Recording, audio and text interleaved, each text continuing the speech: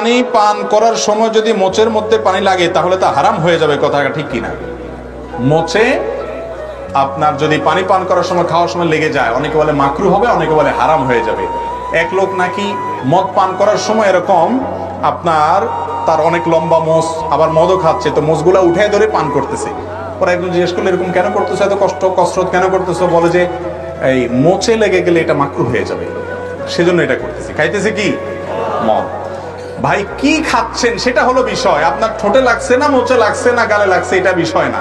হালাল খানা যদি খান মোচে লাগলেও কোনো অসুবিধা নাই। এটা মাকরুও না হারামও না, এটা আমাদের মন গড়া। মোচ বীজ ভাই পানি খাবে না আর মোচ ভিজবে না, পুরুষরা যাদের মোচ আছে, এটা কিভাবে সম্ভব আমাকে বলে?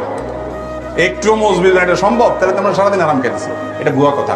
খাওয়ার সময় বা পান করার সময় যদি মোচ একটু ভিজে যায়, মোচে লেগে যায়, তাতে অসুবিধা নেই। তবে হ্যাঁ, সাধারণত আমরা মোচ তো ভালো করে ধুই না।